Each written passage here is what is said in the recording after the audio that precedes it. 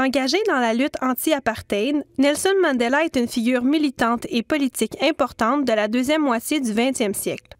Dès son jeune âge, Mandela est sensibilisé aux discriminations raciales envers la population noire africaine, ce qui contribue à l'éveil de son engagement politique. Son militantisme contre l'apartheid au sein du Congrès national africain, l'ANC, mène à son emprisonnement en 1963.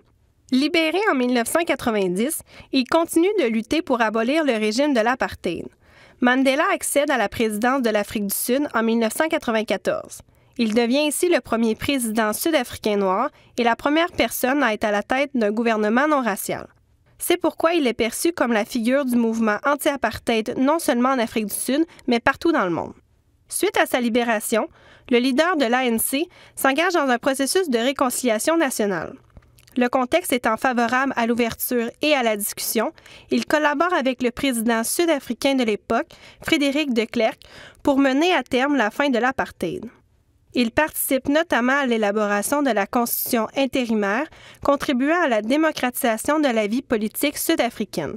Symbole de la fin de l'apartheid, cette Constitution prévoit, entre autres, une transition politique de 5 ans, des élections législatives ouvertes à tous en 1994, le mode d'élection du chef d'État ainsi qu'une décentralisation du pouvoir.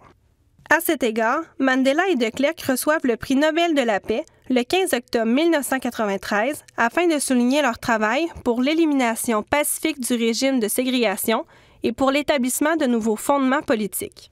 Dès lors, les premières élections libres et non raciales ont lieu du 26 au 29 avril 1994.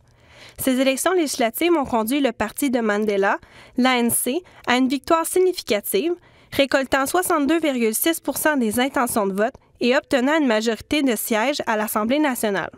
Mandela est ensuite élu par suffrage indirect comme chef d'État par les élus de l'Assemblée nationale.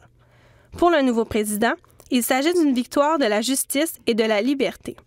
À cet égard, Mandela s'exprime ainsi lors de son discours inaugural le 10 mai 1994, et je cite « Gloire et espoir à une liberté tout juste née ».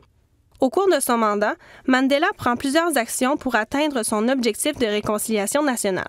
D'abord, la commission Vérité et Réconciliation, créée en 1995, œuvre à la promotion de l'unité nationale, de la réconciliation et de la paix. Selon certains, elle est un morceau significatif dans la reconstruction de la nation sud-africaine, fondée, et je cite, « sur la reconnaissance des droits de l'homme et de la démocratie ». De plus, le président signe la nouvelle Constitution le 10 décembre 1996.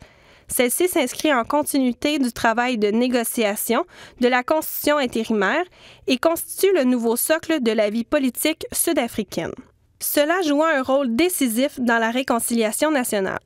En 1999, Mandela quitte la vie politique active après son seul mandat.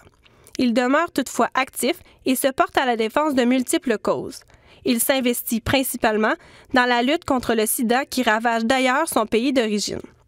En définitive, Mandela est perçu par une large majorité comme l'emblème de la lutte anti-apartheid où sa contribution dans son combat des droits de l'homme et de la démocratie est généralement reconnue de manière positive.